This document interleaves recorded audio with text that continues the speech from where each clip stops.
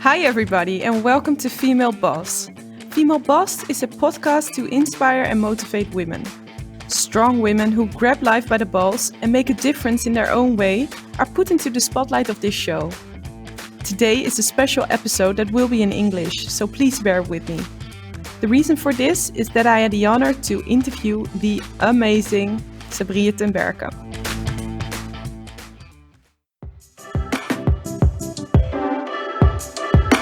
You might not know her, but her impact on the world is impeccable.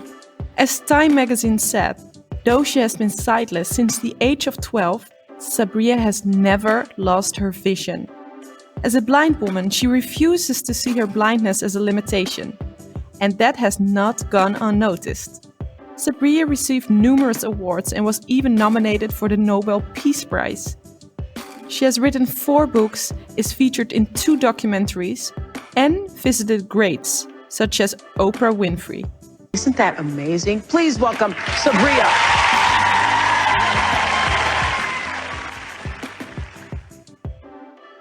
Due to a degenerative eye disease, Sabriye became blind at the age of 12. And knowing what it is like to be marginalized, she developed an intrinsic interest in creating ethical social change. She studied Tibetology and Central Asian sciences in Germany. And to be able to take notes in Tibetan, Sabriye developed the Tibetan Braille Script in only 2 weeks. Traveling on a horseback through the Himalayas, she discovered that Tibetans have a stigma against people with disabilities. Especially blindness is seen as a punishment for something you have done in your previous life. Blind children are often neglected, locked away in dark rooms or sent to the streets to beg for money. Experiencing this situation inspired her to act. In 1998, together with her partner Paul, she started the first school for the blind in Tibet. This school formed the foundation of Braille Without Borders, an organization that empowered blind people to take their lives into their own hands. In 2005, Sabriye and Paul co-founded another institute, Kantari, which houses in Kerala, south of India. Kantari fosters participants from all over the world who have a passion to make the world a better place. It provides a 12-month leadership training course to equip social changemakers with tools required to run organizations that create a positive social impact. Already 226 social visionaries from 48 different countries have benefited from the training courses at this unique institute. Today I'm interviewing Sabriye, who is on the other side of the world, in India. Learn from the master of dreams on how to make your dreams real life, how to cope with setbacks, and deal with people who don't believe in your dreams. Come and listen to the insanely inspiring stories of this power woman. Welcome, Sabriye. Thank you so much for being here. I feel so honored to have the opportunity to interview you. So thank you so much for being here and for sharing your story. Thank you. Thank you very much. I'm really curious, who was your role model when you were younger?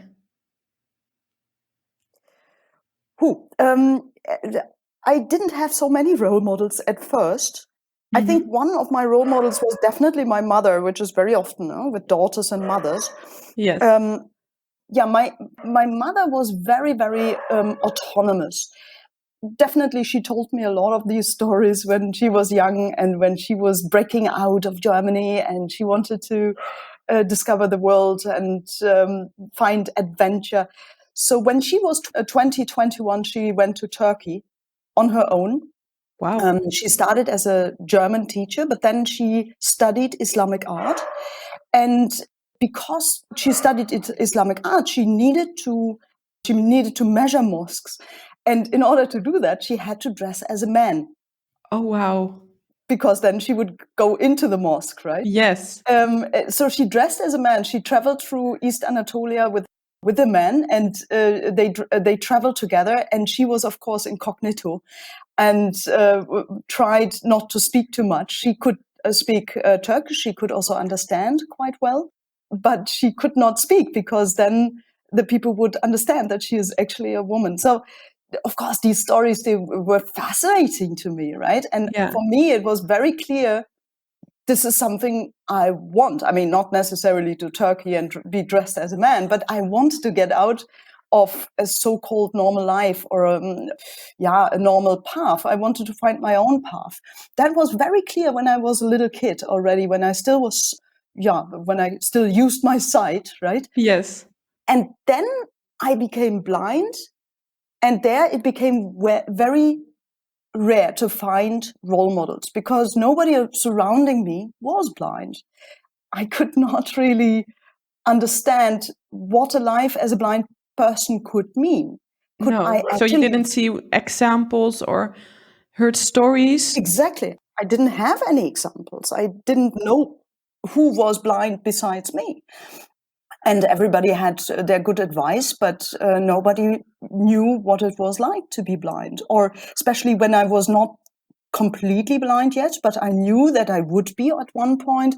Of course, I was scared. I was scared to death. I was scared that all these myths about blindness would become true. So, for example, that blindness is equal to darkness, which is, in my opinion, a little bit of nonsense, of sighted people that just have to close their eyes and then pretend that they are blind. But it's not really like that, right? And they couldn't explain to me what blindness was. Now, interestingly enough, even when I was still sighted, or when I still used my sight, I was not fully sighted, but when I still used my sight and I felt sighted, people would read to me a story from a activist from the resistance, from the Third Reich, or in the Second World War. He was a French guy, and his name was Jacques Lisseron. And he became blind through an accident at the age of 8. And this guy had a very, very similar experience than I had later. At that point, when they read to me the story, I didn't know that I would go through the same path. But he went through a path where he didn't really experience blindness as people think it is. He was not isolated. He was not in the dark. In fact, he understood that his imagination grew much better. And this is exactly what I experienced myself. Wow. And did you experience that from the beginning, that feeling that you... Yeah, at first not. At first, of course, I felt the first change that came to me was I was very much discriminated by my classmates. So the classmates who were my friends before, they started to bully me. They started to exclude me. And I must say, if I hadn't become blind, maybe I would be a bully, one of them being bullying other people or other children, right? So I would not say that they were so much different to me at that point. But now I was the victim of being bullied. So the big change was that I was suddenly isolated, and that I was not belonging anymore, that I was sidelined, that people would not understand that I would be a full person that should be taken seriously. Mm-hmm. And that was the first picture I had about blindness. So for me, blindness was isolation. Not like Jacques Lisseron, he never felt isolated. He always had friends, right? But I felt it was horrible. It was not really intrinsic, but it was more like because others treated you differently.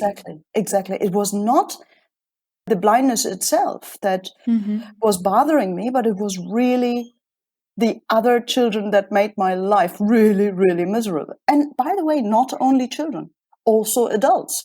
Adults suddenly changed their tone of voice. So suddenly they talk to me in a baby voice, or talk to me from very top down, right? And of course didn't really see that I was a child like any other child with all the needs that any other child had. So that was very complicated in the beginning. And then I thought, okay, if these sighted people are right, and it will become dark at one point, I better practice this. I went to the basement, I closed all the lights. I tried my very best to figure out how it is in the basement. And it was horrible. And I didn't like the dark, and I was scared. And this feeling of scaredness, of being lonely, of being speechless about what was happening there, this followed me for about 3 years. And there I would say this was the time when I slowly but steadily really became blind. At a certain point, there was a turning point in my life. Actually, my father told me, or read to me a story or a biography of Angela Davis. And Angela Davis, still for me, she is a great role model too. Mm-hmm. And she became a role model back then. But of course, she had nothing to do with blindness. Angela Davis was a Black Power activist in the 70s or 60s, 70s. She belonged to the Black Panthers. And today she's a philosophy professor. My father was very, very interested in this movement. And he was telling me all the stories, and he was showing me the magazine papers. And of course, it was much, much later than this. It was in the late 70s. It was not in the beginning 70s. But he told me that in the year of my birth, the people would imprison her and would think that she is a violent that she murdered people and stuff like that. And it was not true. And she could get out, right? She could get out of prison. So he was telling me all these stories. Now, what was fascinating to me was this turning point of the Black Power movement, where Black was seen as inferior, as not belonging, as being not beautiful, not being ugly, right? And then this being different, being not at the benchmark of success, right? And then in the 60s, there was this turning point where the slogan came up, "Black is beautiful."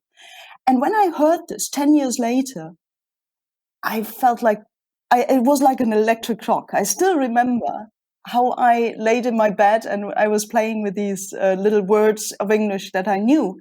And I thought, like, if black is beautiful, and blind is black, what they always say it was, then blind can be beautiful, right? Wow. And this is a very, very important turning point in any child's life, where suddenly whatever is hindering you, whatever is limiting you, suddenly becomes a springboard for something much bigger and much more interesting.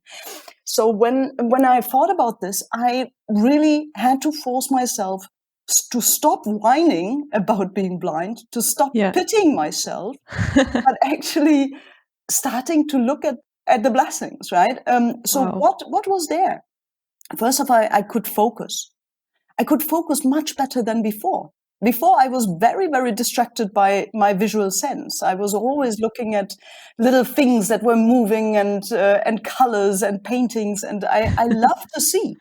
And suddenly I didn't have that anymore, which, of course, at first felt like a limitation. But then later I decided, no, it's not a limitation, because now I can focus on what really matters.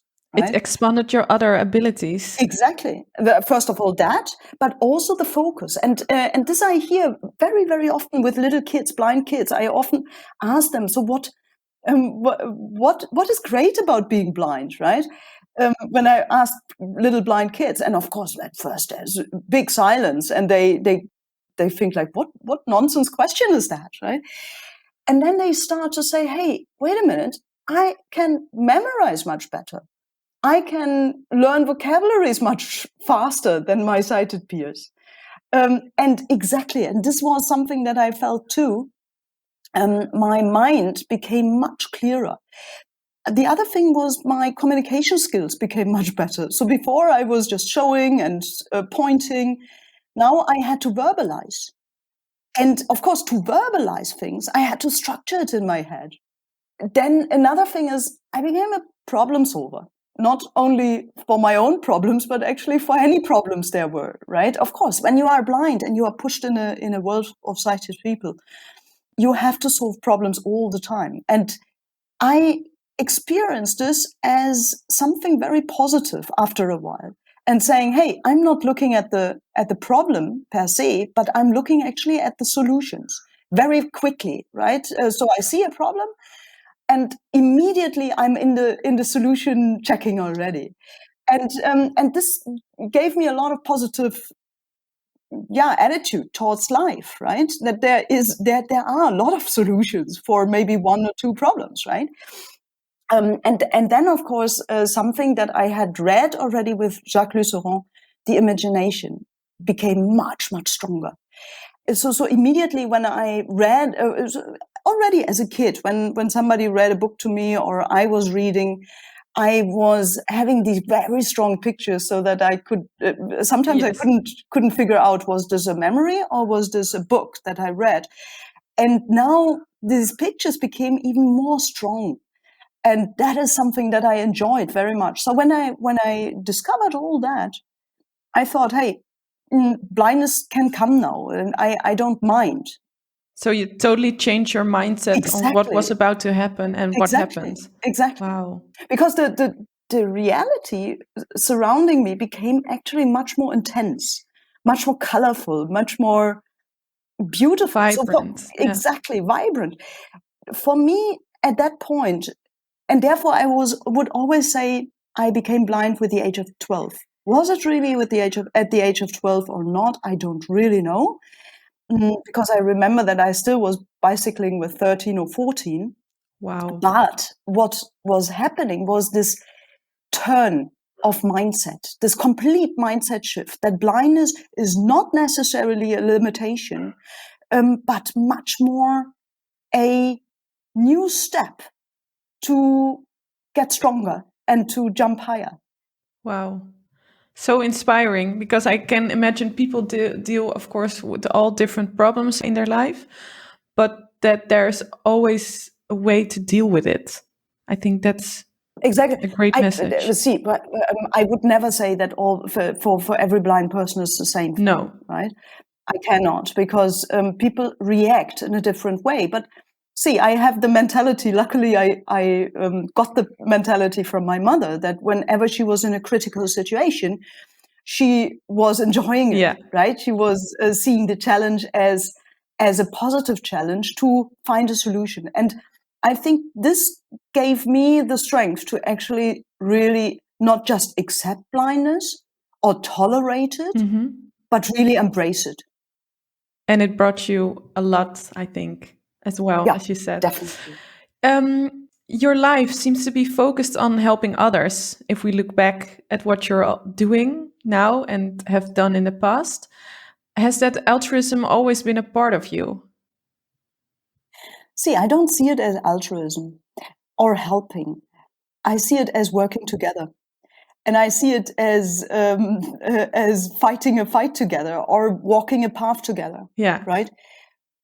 Altruism can be sometimes interpreted as being very top down. So I need to help you. I don't, I think I know what you need, right? I would never do this, or I would have a very terrible feeling about doing this, right? Yeah. I'm just interested in challenges. I'm interested in overcoming really difficult situations. I'm interested in problem solving. I'm interested in stories. And also in stories that are not just linear, that are not just from A to C, but maybe are first going to Z and then back to Z. Yes, so complex C, right? stuff. Exactly.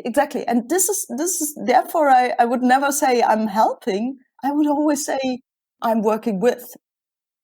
Or maybe I'm catalyzing. I would maybe say it, I'm catalyzing, which means I'm not losing my energy. I just put a substance in something and accelerate a process. That would be maybe more in my idea. So what I'm actually right now doing. Yeah. I would say I'm a catalyst. Nice. I'm not a teacher. I'm not a helper or a social worker or whatever. I'm a catalyst. That's it. Yeah. Right?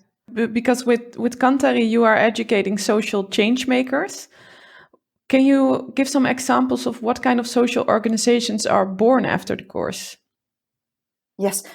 In Kantari, first of all, we are looking at social change makers as people who have already overcome adversity in their life and who develop an intrinsic dream throughout their fate, I would say, throughout the struggle that they have experienced. And again, struggle is here not taken negatively. Struggle is only a negative thing if it really puts you down.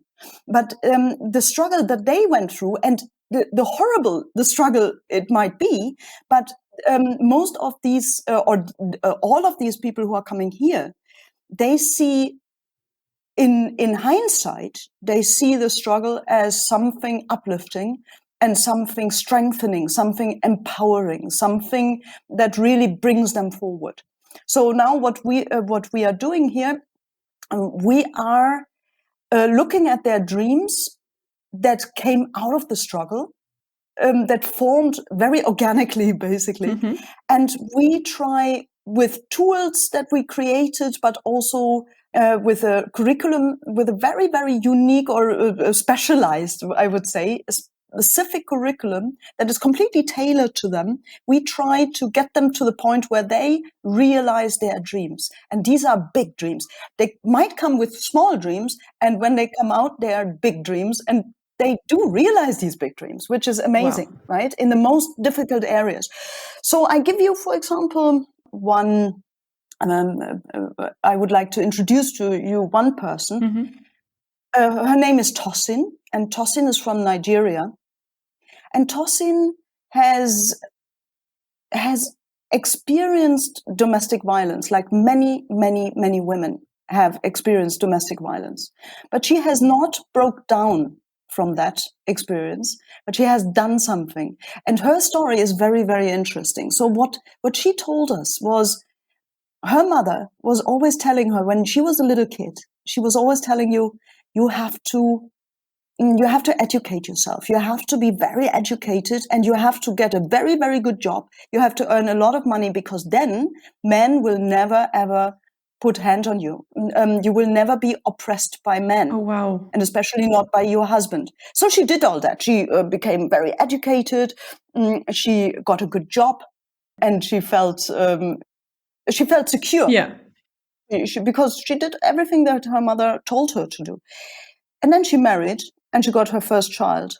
And she just asked her husband to hold the child for a couple of minutes. And the husband got so angry because he didn't want to have anything to do with holding a baby. That was not manly enough. Oh. He got so angry that she found herself waking up in a hospital. Oh my She was God. almost dead.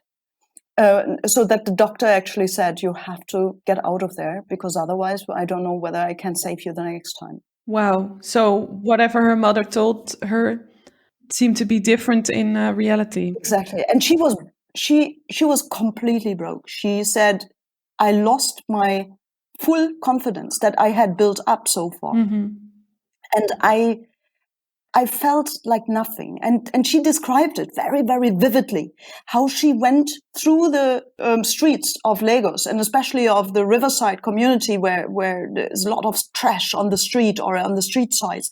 And she was looking around and kicking against this trash. And then she had some kind of styrofoam in front of her and she kicked against it. And then she picked it up and she looked at it. And she said, that's me.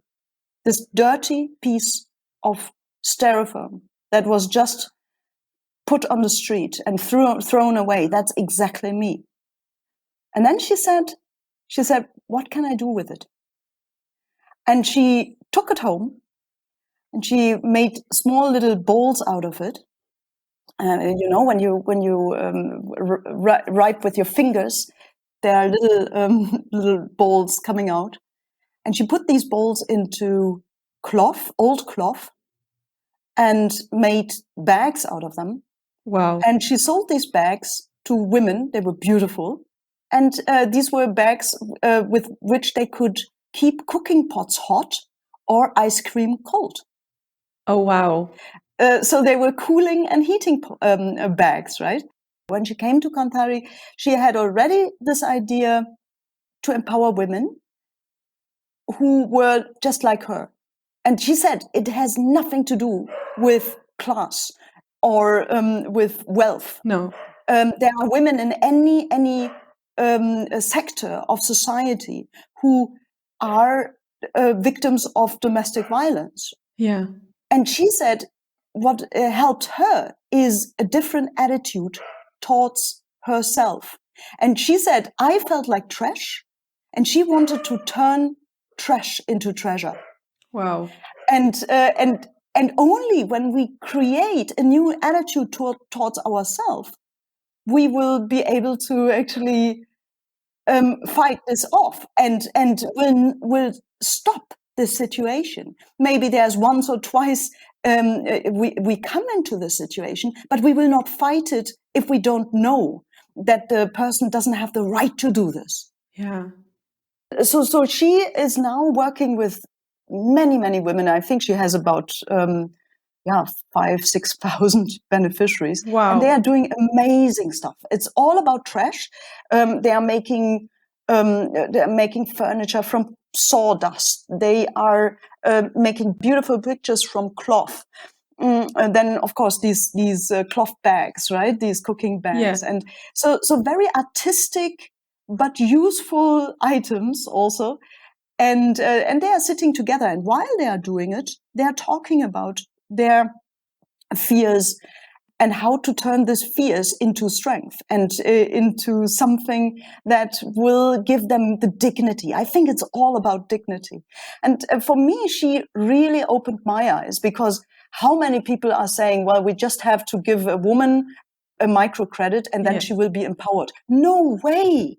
She will not be empowered, because most women are giving the microcredit further to the men, right? Yeah. Or they're still doing what the men are saying. And before the women are not changing their own mindset towards themselves and value and understanding their value, nothing ever will change. And this is something that, that hit me very hard when I had her here. So this is one of the projects. So turn trash into treasure. That's amazing. And do you feel like that part, that their vision on themselves, is that also an important part of the course of Kantari? Absolutely. However, we are not a place of healing. We are a place of training. Mm-hmm. So before they come, they have to have overcome their trauma already. Okay. And therefore, the selection process is a very tedious one. Mm-hmm. They go from one interview to the next, and the pre-final interview is a very long interview with a psychologist. There's one in Holland, there's one in Germany, there's one in Switzerland. So we see what kind of story they have, and we try to link them to the right psychologist who has the skills to work with one or the other person. And this interview takes an hour, and then they will give us a thumbs up or thumbs down, because if they are still traumatized, or if they maybe have gone into a psychological difficulty, right? For example, that they have any psychosis, for example. We had some people with psychosis here, which is not a fun thing to have, right? We are not psychologists, we are not psychiatrists, so we cannot deal with that. Yeah. For us, it's also very difficult to deal with people who have borderline syndrome, or who are still in a phase of, for example, being depressed or something like that. Yeah. Because this is so intense, this course. They should be healthy in any sense. Yes. From their mind, it could be that they had these psychological problems, but now they should be over it. And they should, their whole focus points should go on their project and what they want to do. And of course, on the teamwork here, because people who are going to be, or who are in leadership positions, we also have people who are already running their projects. These people are not the easiest, right? They can have, they are normally very extrovert. we do have introverts too, but usually they're very extrovert, they're very straightforward, they're not everybody's darling. You cannot be everybody's darling if you want to change something in life. So you have to really be sometimes uncomfortable. And you see, if you are very sensitive to that, then you will be so overwhelmed by these different temperaments that it's very, very difficult to concentrate. But for those who are healthy, it's definitely, there is no second, no minute that is actually boring, right? You will have such a full training here, which is not a training as you might think, like a teacher stands in front of you and he makes you do things. No, everything is experiential. So you learn by doing. And this is necessary because we have people from various different backgrounds, also educational backgrounds. We do have people with PhDs, and we do have people with hardly any school education. So really diverse group. Absolutely diverse. But the mutual thing is that they all speak English, of course, and that they have a dream for social change and that they want to make a difference in society or in the environment.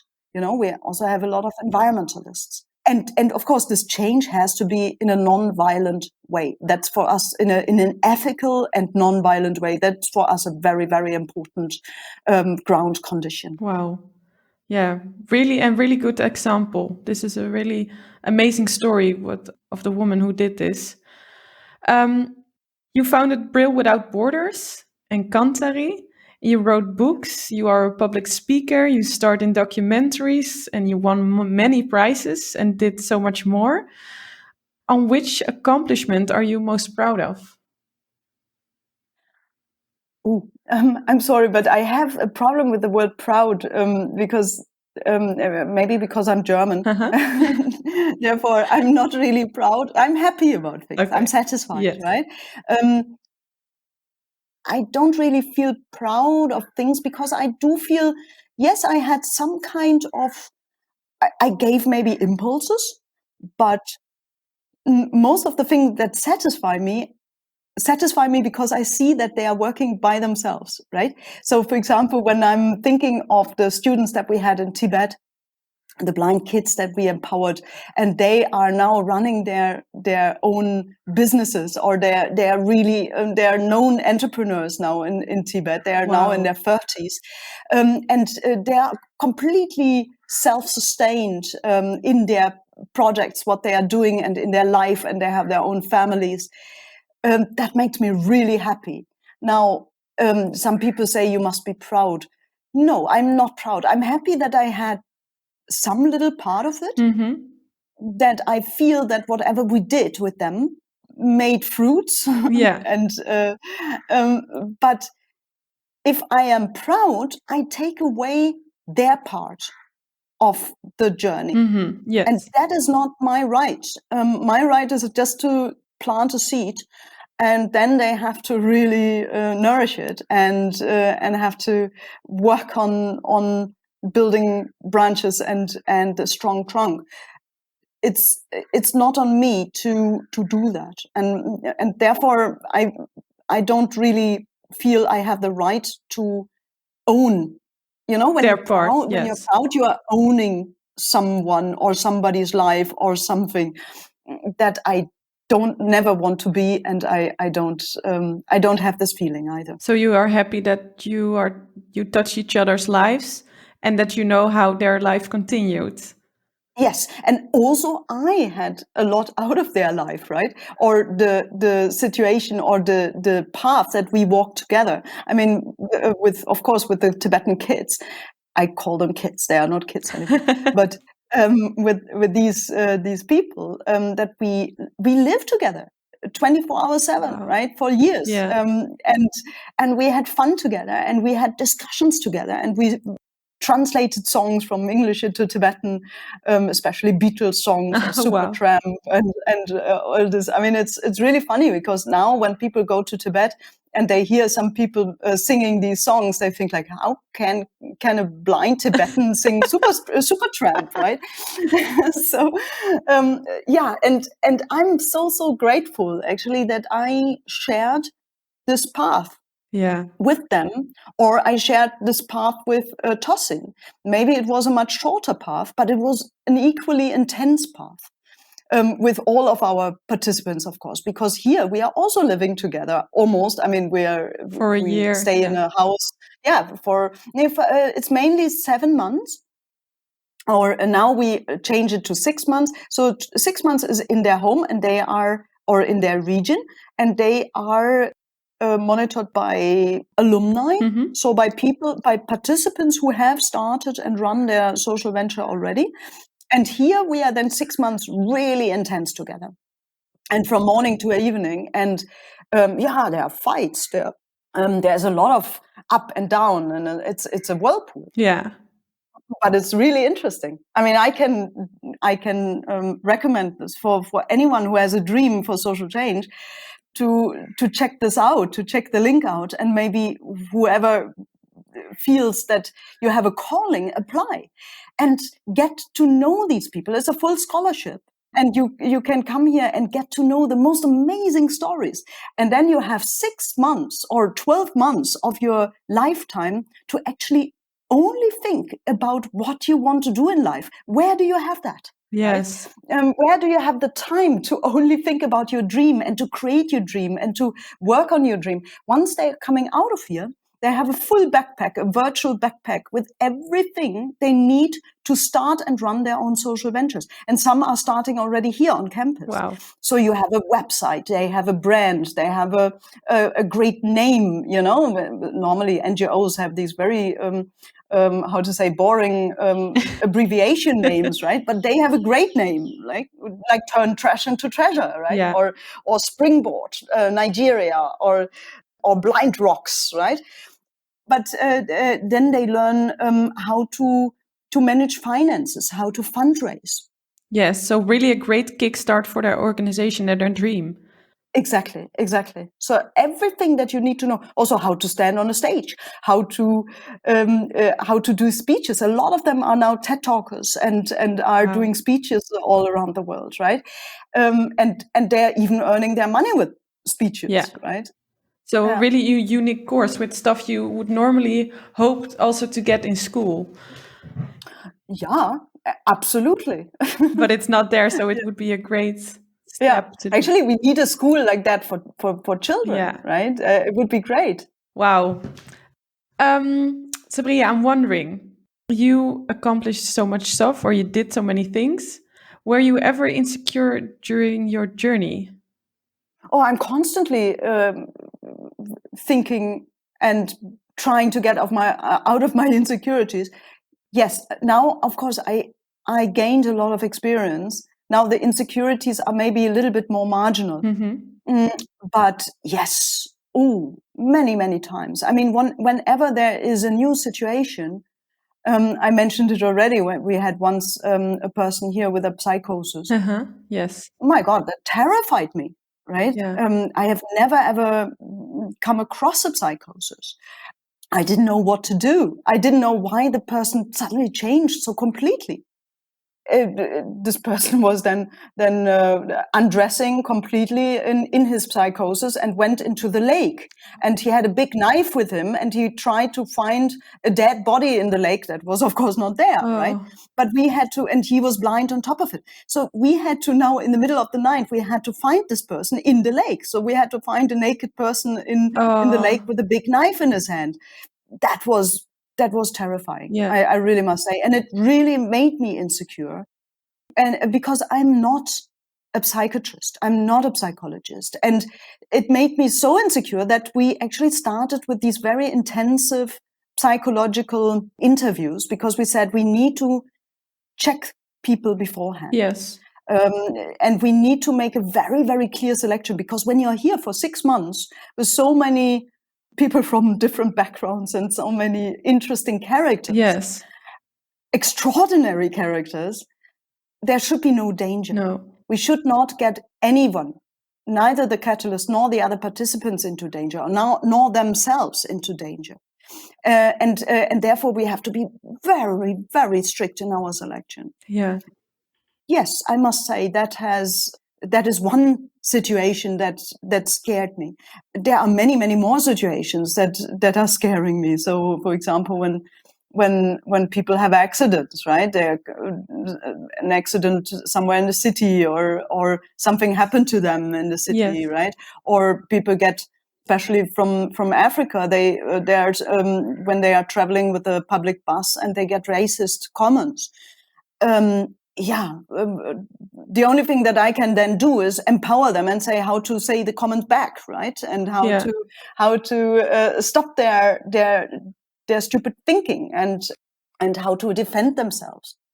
But all in all, I'm happy that, first of all, we are two of us who are very closely working together, and we have a great team around us also. So Paul is Dutch, and we met in Tibet. And Paul and I, we tick very much in the same direction. So he is also somebody who's a problem solver. He's never getting stuck in a problem. He's always looking for solutions. Yes. And that, of course, is great to have somebody on your side. So when he is down, and of course we have these phases that he maybe says, "Why are we doing this? Right? Why are we constantly having these discussions, these useless discussions with?" And they are not useless, by the way. But we feel sometimes overwhelmed by being questioned and being attacked and whatnot. And then maybe I'm in a good mood and I can lift him up again, and it's very easy to lift him up. So, and if I'm down, he can lift me up. So we are helping each other in a very good way. In balance. Yeah, exactly. And that is something I feel is so important, to find the right soulmate, the right partner, the right soulmate, to do it together and not being too lonely in a position, right? Like us, because it's very difficult to find a shoulder to cry on. Now, of course, after so many years after having in quotes, produced so many change makers, they have their own centers, they have their own staff. Some of them have 2 or 3 colleagues that they employed. Some of them have 10 or 15, right? And they experience what we are experiencing sometimes, also with beneficiaries, right? And now the great thing is that we now can basically exchange with our alumni. We can exchange what we are sometimes going through and what they are going through, right? And this feels very good. So we have created shoulders to cry on. Yes, so and you learn from each other. So if they are experiencing any setbacks, you can also learn from this. Exactly. Yeah. Wow. Has there been a point that people didn't believe in the dreams you had? Oh, many times. And how did you deal with them? Many times. See, this always happened. And this always happens to people who have a lot of fantasy, who have a lot of imagination, and who have big dreams. That people say, "No way, stay on the ground, don't grab for the stars." And it started when I had my first big dream that I wanted to get out of Germany. I wanted to, do something useful in society. And I wanted to, especially what I wanted actually is adventure. Yes. For the longest time, I said, no, I wanted to set up projects. Actually, not true. I wanted adventure. I wanted to risk something, right? And I wanted to also get away from a very overly secured society that knows exactly what is good for a blind person and what is not good for a blind person. And you're getting stuck in drawers when you get a disability. People know exactly what is good for you and what not, right? Luckily, I had good parents who said, whatever you want is right, and do what you feel. Yeah, so they really empowered you to follow your heart. They encouraged me, exactly. They encouraged me, and they were always saying, "Hey, if you are going somewhere where it's interesting, invite us to come for holidays," right? So this is therefore I never had the problem with my parents, but with the rest of society, very, very often, that basically said, "Stop dreaming, stay on the ground. Don't grab for the stars, and be modest about what you can do." Yeah, stay humble and be stay small. humble, exactly. Yeah. And this will happen for many many people. So when I had this idea to start the first school for the blind in Tibet, of course, everybody was, or not everybody, but a lot of people were saying, you're nuts, you're crazy. Yeah. When we then started with this global center for leadership, to try to empower social change makers, again, people say, hey, why don't you stay in Tibet? Why don't you stay with the blind? Why don't you do what you have done before? You know what this is, and now you have to go again out and do something different. Yeah, this happens again and again. And I would always tell people, if you have such a big dream, think very, very carefully who to tell this dream in the first moment. Don't tell it to naysayers. Yeah, so because it can shatter when it's still a little bit insecure for yourself. Exactly. Yeah. Exactly. Try to dream first and try to find co-dreamers, or try to find people who would actually love to do what you are doing. The naysayers are definitely not trying to harm you, but they have their own insecurities. Yes. And they normally say no because they would not think for themselves to do it. When I said, well, I want to buy horses and then I want to ride on a horseback through Tibet, people would say, yeah, but even I, as a sighted person, would never do this. Why? Yeah. How can you do this? I said, sight or blindness doesn't play a role. That doesn't matter.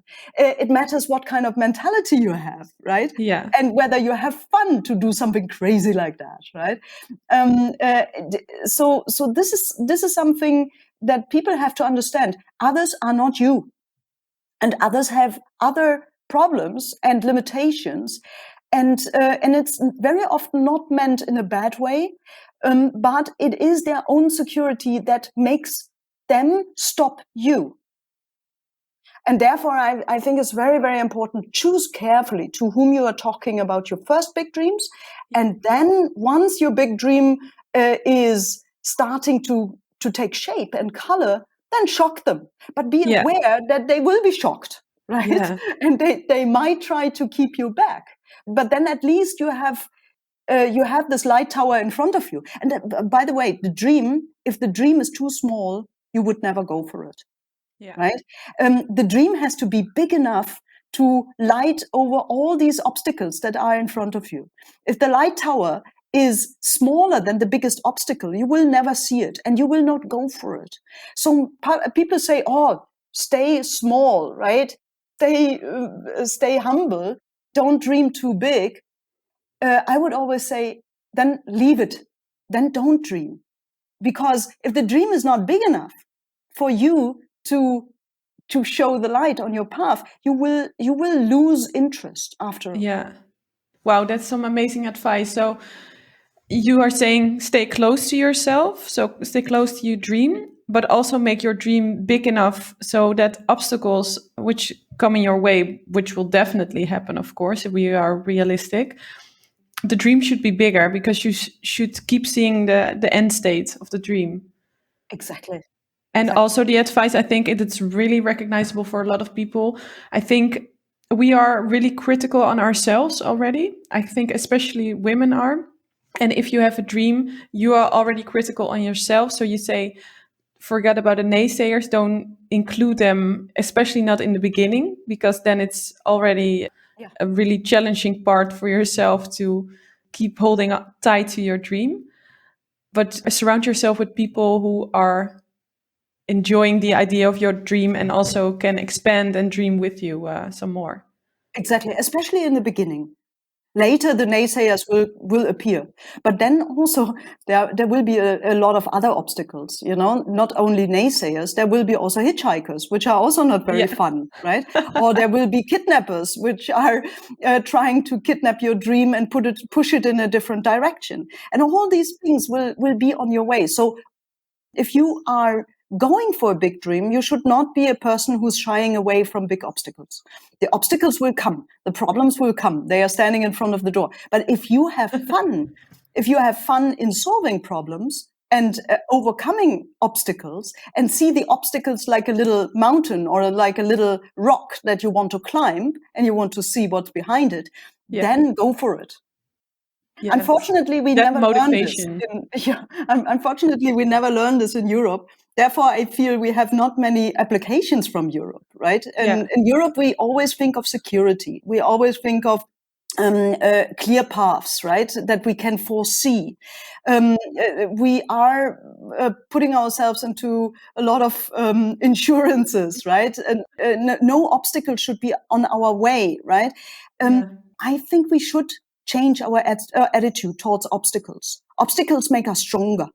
And it's not something that should hold us back, but it should be seen as something that once we climb on the obstacle, we are much taller and we can look around much wider and we can see much, much more further. Yeah, so see it as challenges and as a positive thing. Yeah, as a positive challenge. And this is something that we have to learn in Europe, definitely. Many of us Europeans are not in the habit of looking at life like that. Yeah. They see the COVID situation and they see, oh my God, now I cannot do anything. What I really liked was about Paul, when we had this COVID situation, of course, we couldn't do a course, right? Yeah. But we said, now we can do all the other things that we could never, ever do because we just didn't have the time to do it. So we started an online encyclopedia for social change, which now has about 1,000 chapters, right? Wow. And is basically the guidebook for all the alumni who are out there and who are getting into trouble, right? And they can look at it. Then we were cleaning our lake, which is next door, right? So we are right bordering a beautiful lake. Unfortunately, there are a lot of water plants. And so don't thinking about the things you cannot do, but think about the things you can do in different situations, such as COVID right now. Exactly. And we were much more busy, I had the feeling, than in normal times. And so many people said, oh, there's COVID, we cannot do anything. It's not true. We cannot do the normal thing, but we can do many, many more other things that never happened before. Yes. Sabriye, you told us a little bit earlier about microcredits given to women. And you said, for me, that's not really an option because then they would just give it to their men. What would you change in the world from woman perspective? What would be, I can imagine there is many stuff, but what would you do first if it was up to you? Actually, I just wrote a 5-series blog on our Kantari blog about microcredits. Oh, wow. And I really went into it and I interviewed a lot of alumni about microcredits. Some were positive, some were very, very negative. Mm-hmm. I became very critical of microcredits. And I see that hundreds of billions of dollars have gone into these microcredits, but who won? The people who give the credit, because the women are always paying back. Why? Because they are women, because they are socialized in such a way that they always have to feel responsible. And the people who get the money back, who get the returns back, they never think about how did they actually were able to pay back. But that they had to sell their cows, that they had to sell their assets, that they had to sell their cooking utensils, as many of our alumni explained to me. This is something that nobody heard. They just see, 95% of returns are coming back. So this is brilliant. This is this is a win for everyone, right? No, it's not a win for everyone. It's not a win for the women who feel really obliged to pay back. So now when I'm thinking of this hundreds of billions of dollars that went into the microcredit industry, and I have to call it an industry, then I'm sometimes thinking, what could have happened if we had taken this $100 billion and, for example, put it into really high quality education, high quality learning spaces, high quality training of women, or maybe into environmental protection, into preventing climate change. How much more useful would this money had been spent? I do see some microcredit how to say, some microcredit schemes are working well, but only if they're very small, if they are not scaling, and if they really take care of the training of women and make sure that the women are empowered to actually be able to work with microcredits and make more out of it. But if that is not happening, and in most cases it's not happening because they are so hungry for this returns, the givers, the money lenders, they're so hungry for these returns and feel it's so important to quickly hand out microcredits to get them returned quickly back and to hand it to as many women as possible, so that the scale, this addiction to scale, is basically diluting the ground idea of women empowerment. Women empowerment is only then when the woman is able to learn. I would not even say is educated. Education sometimes comes from top down. I tell you what you have to learn. No, I have to create spaces for the women so that they can decide what they want to learn and how they want to develop for themselves and what they really want to do and what they're passionate about. What very often happens with these microcredits, the MFIs tell them what they have to do. So they all have to go into palm oil business. But palm oil, of course, is anyway very environmentally unfriendly when it's coming to a monoculture. But then on the other hand, why should all the women be interested in palm oil? Maybe one woman is a great baker and she loves baking. And there's one alternative to microcredits, which I learned from some of the alumni. Actually, they are blind and they never got a microcredit because of their disability, which is also nonsense. Why should they not get a microcredit just because they are blind? I mean, what stupid thought is behind that, right? So what they said, because we didn't get a microcredit, we just did it in a different way. We put our group together. We made a crisis meeting and we put all the assets that we had on the table. So one had chicken, so he had eggs. One had a little field with maize. One had skills to bake. The other one had skills to do bookkeeping and to work with finances. So all these skills were put on the table, and they made a business together, and it's still running, right? And this is called table banking. They found out later that actually others had created the same methodology, also because of the frustration that MFIs would basically would chase them for getting their money back.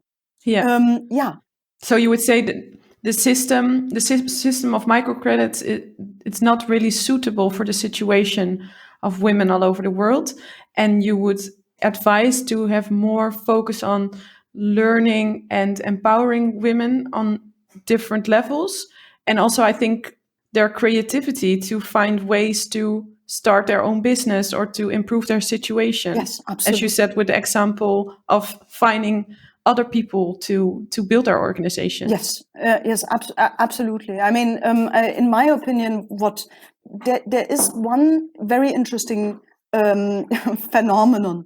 The money lenders are usually men, and they are lending money. They are giving money to women, right? Again, there is this power difference, the power gap, or the power imbalance. Now, what I feel is very, very important is that it comes from within. Again, change from within. This is a very, very important chapter also here in Kantari, where we always say if you don't have the passion and if you don't have the willpower to do what you really want to do, don't get anybody else and tell you what to do. It will never work. Yeah. And I think for that also, to be able to dream, we have to learn how to dream. Not everybody can do that.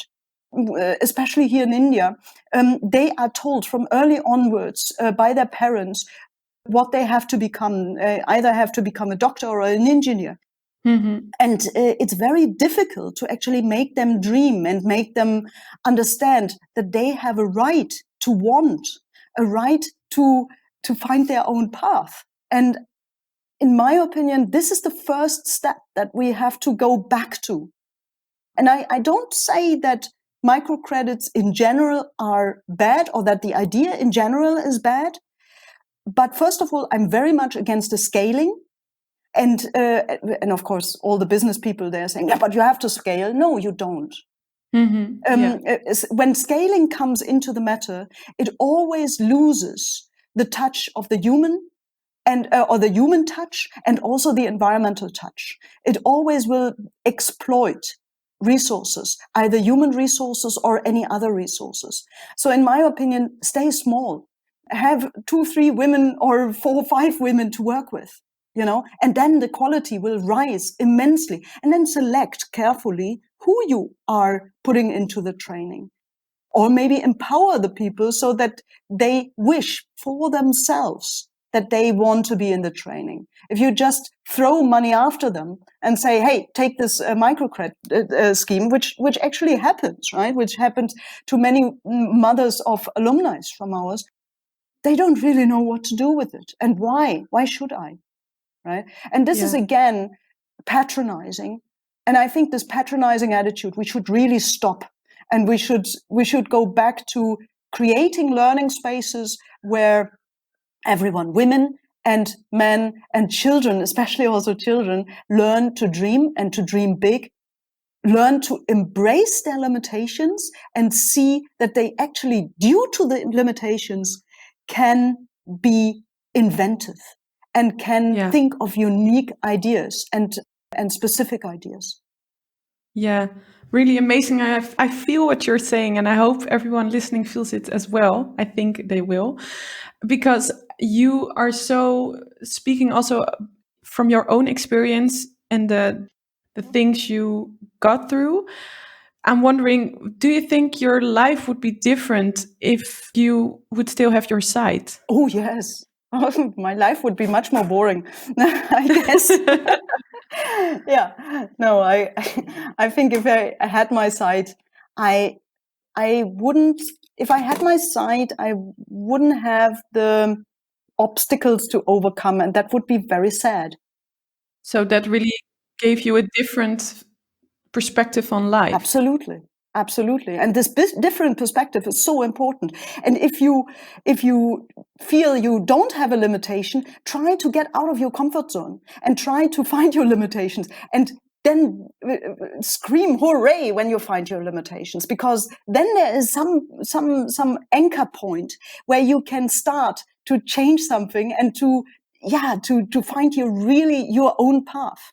I mean, if you want to find your own path. Yeah, I think everybody hopes that. So I think for all the people who are listening, I think it's not even, of course, in your example, it's being blind, but it can be in different kind of ways. Oh, yes. We all have limitations. Yes, your limitations are also things that happen to you if you apply for a job and you don't get a job. I think it's really having the perspective on life that if something is not happening or due to limitations from yourself or from others, from the world, that it also opens doors if you change your perspective. Yes, definitely. Is there something you've heard or read recently that inspired you? Is there something that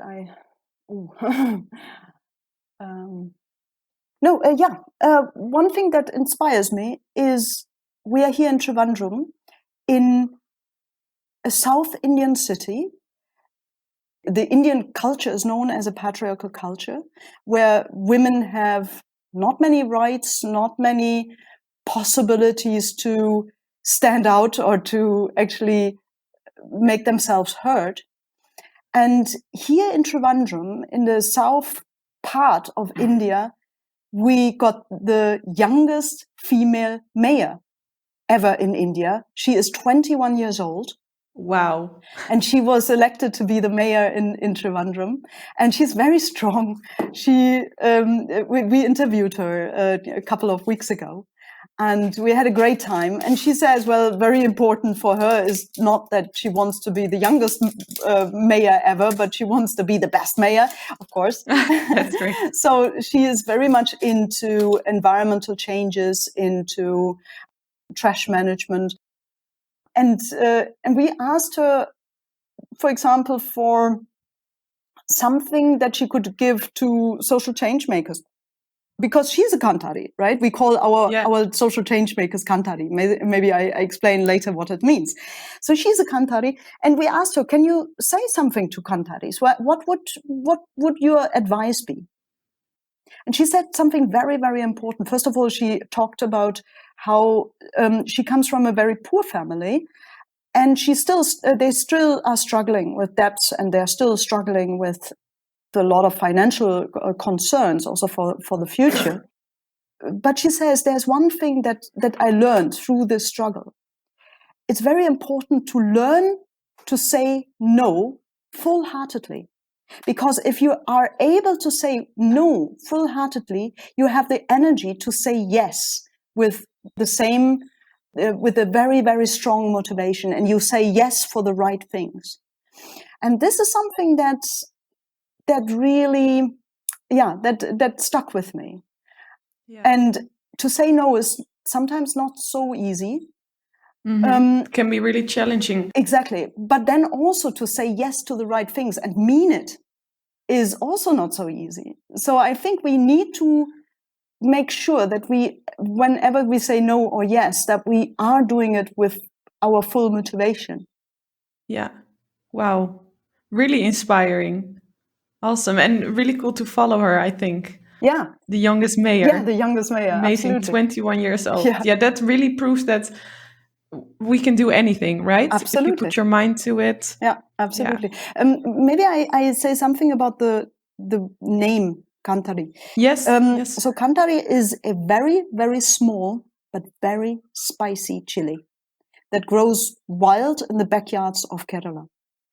And this Kantari is not only spicy; it's also very healthy. So it's good for the body. But of course, it's not liked by everyone because not everybody likes spice, right? So for us, the Kantari is a great symbol for somebody who has fire in the belly, who has the guts, or we also say the spice, to challenge the status quo.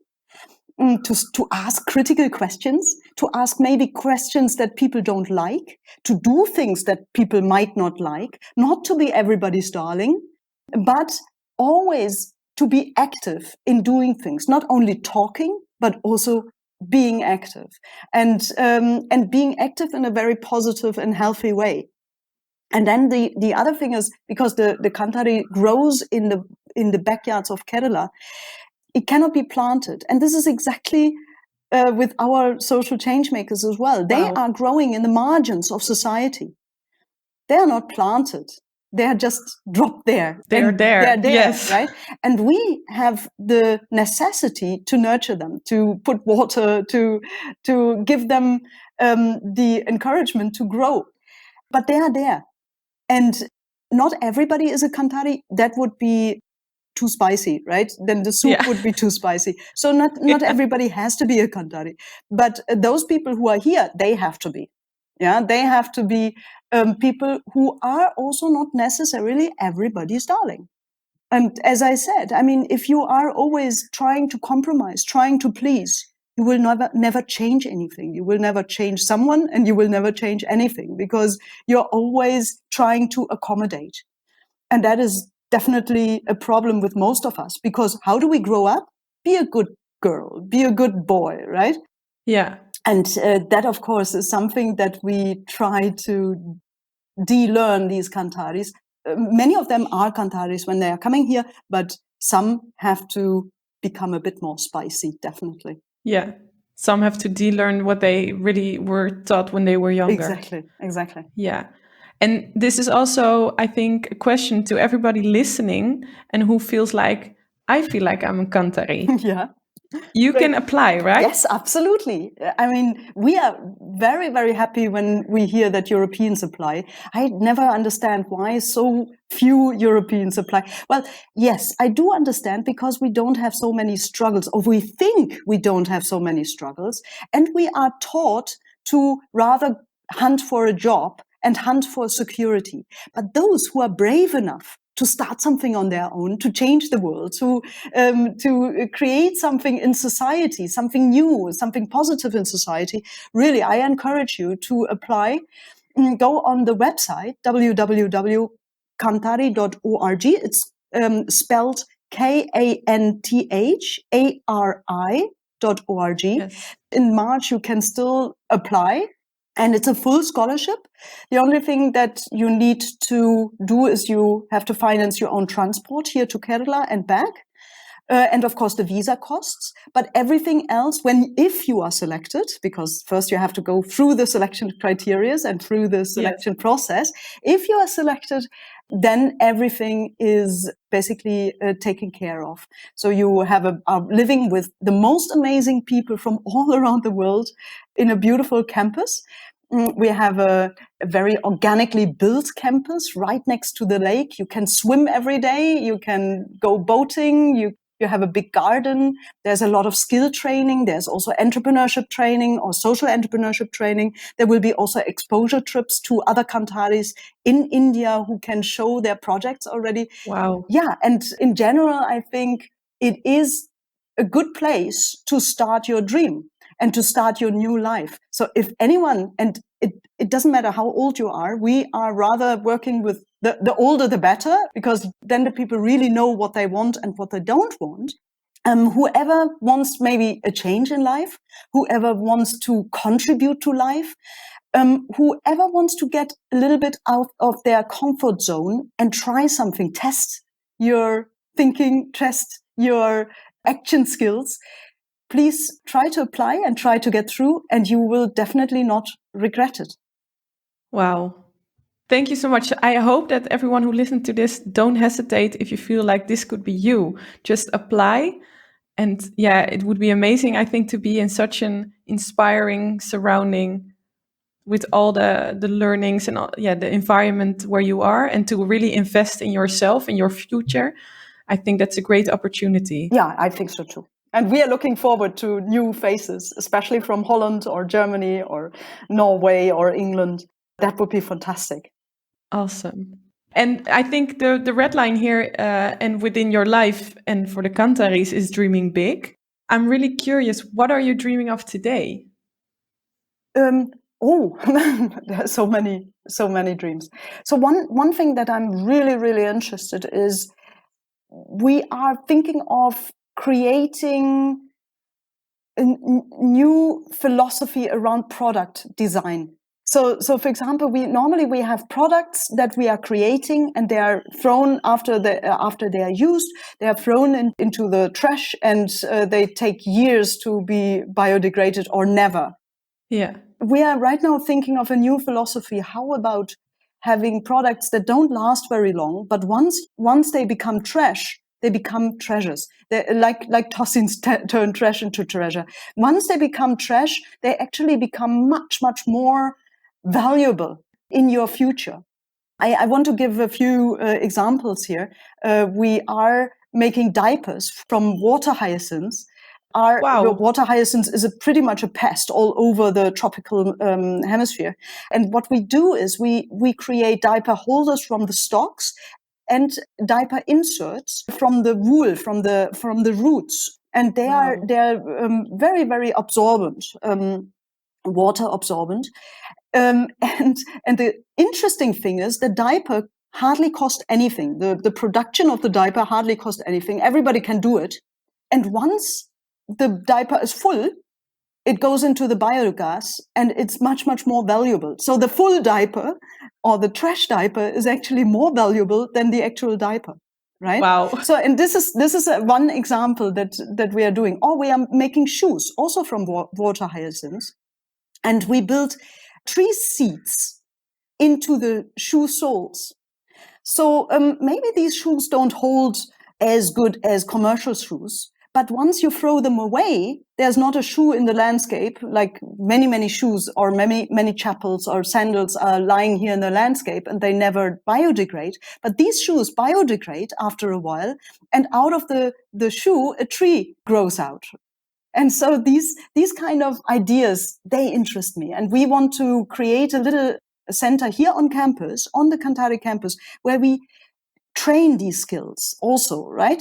According with the social training, with the other training that we do, how to start your social venture, but also we want to train these skills of making shoes, of making paper that is more valuable when it goes to trash again, where we basically get a completely new attitude towards products, towards commercial products, where commercial doesn't play a role anymore. But it plays a role that we can actually do it ourselves and can just, if we need a shoe, we just make it ourselves. And it's completely and the redesigning fitting. of the old way of thinking. Yeah, exactly.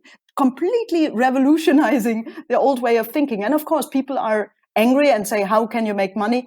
No, we are not so interested in making money. We are interested in a better future. And this is something that should be the interest of every one of us, because we are right now trying to dismantle our future. But what we should really do is we should create a future that is worth living. Amazing. Really inspiring to hear all the stuff that you already brought to life, all the dreams, and that you still find new dreams and new motivation and inspiration about all these new ideas. Really, really amazing. We are going towards the end of the interview, and I feel like we can talk all day, and I've learned so much, and I think all the listeners did too. For us, you are really a female boss with the stuff you brought to life and as a catalyzer bringing others. Which female boss would you like to hear her story from? Yeah, there is one female boss who I always very much admired. She is from Holland. Her name is Monique Masson. And she went with her kids to Shanghai, first to Beijing, then to Shanghai, I think. And she started a business in a completely different culture. And it became very, very big. And she started, I think it's called Waste to Wear. So what she does is she makes clothing from waste, and maybe mainly plastic waste. So plastic bottles are made into yarn, and this is made into pullovers or whatever, right? Into all these T-shirts that we need. And so she's very, very interested in creating new ideas, how to look at fashion, how to look at clothing. And I would love to listen to a podcast from her. Wow, amazing. You got me really curious about her story as well. So I will definitely contact her and see if she would like to share her story. Sabriye, thank you so much for all the things you've learned and shared with us. Really an inspiration, I think. Really an example of what can happen if you dream big. Okay, thank you. And how a sudden event in life can really change your perspective, but in a good way. Thank you so much for being here. Thank you. Thank you for inviting. Are you a social change maker or want to become one? You can apply for the powerful scholarship of Kantari via www.kantari.org. Do you also want to support Kantari? You can donate via the same website. Check out the documentary Kantari Change from Within via the link in the show notes. Did you enjoy this podcast? I would love it if you subscribe to the show and leave a review through Apple Podcasts. In that way, we can inspire, motivate, and appreciate more women together. Thanks, and see you soon!